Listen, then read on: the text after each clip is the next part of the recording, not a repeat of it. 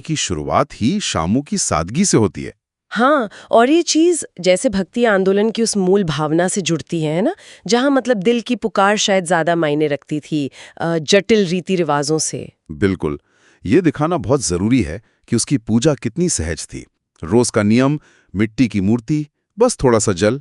कोई मंत्रोच्चार नहीं, कोई दिखावा नहीं। नहीं, लेकिन कहानी में असल मोड़ तब आता है जब एक दिन जंगल में एक भयानक तूफान आ जाता है। हाँ, घनघोर बारिश, बिजली कड़क रही है, जाहिर है डर का माहौल।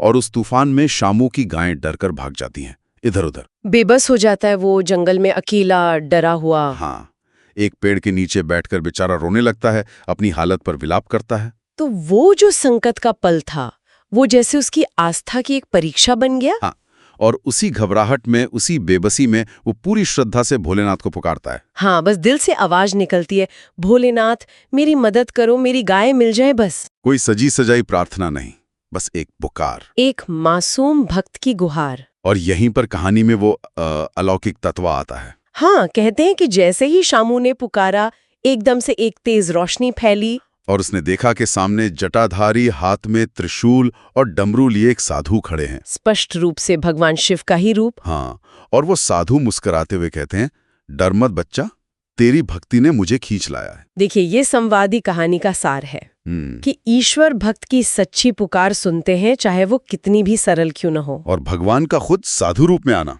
ये तो मतलब सीधा दैवी हस्तक्षेप हुआ। हाँ, ये दिलचस्प है कि वो कोई संकेत नहीं भेजते, बल्कि खुद आते हैं मदद करने। इसके बाद वो साधु अपना डमरू बजाते हैं, और जैसे ही डमरू बजता है, चमत्कार होता है। शामू की जितनी भी गायें भटकी हुई थीं, वो सब पलक झपकते ही उसके पास वापस आ जाती हैं। शामू तो हैरान रह गया होगा, बिल्कुल अवाक।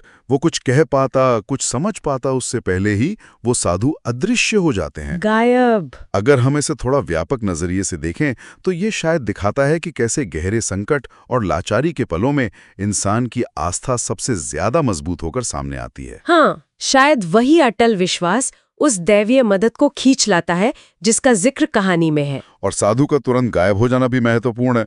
कृपा हुई क्षण भर को, पर उसका असर देखो कितना स्थायी होने वाला था। क्योंकि कहानी यहीं खत्म नहीं होती। नहीं, बिल्कुल नहीं। अगली सुबह जब शामू अपनी गायों के साथ सुरक्षित घर पहुंचता है, तो अपनी पूजा की जगह पर एक और आश्चर्य देखता है। हाँ, जहाँ वो रोज मिट्टी की मूर्ति रखता था, वहाँ अब एक सुंदर प्राकृतिक रूप से बना हुआ शिवलिंग स्थापित है। भगवान शिव का पवित्र प्रतीक। हाँ, तो वो शिवलिंग जैसे शामू की भक्ति की स्वीकृति बन गया, भोलेनाथ की कृपा का एक स्थायी प्रमाण। जाहिर है गांव वाले भी ये चमत्कार देखकर हैरान रह गए होंगे। शामू की भक्ति की गहराई समझी होगी उन्होंने। बिल्कुल।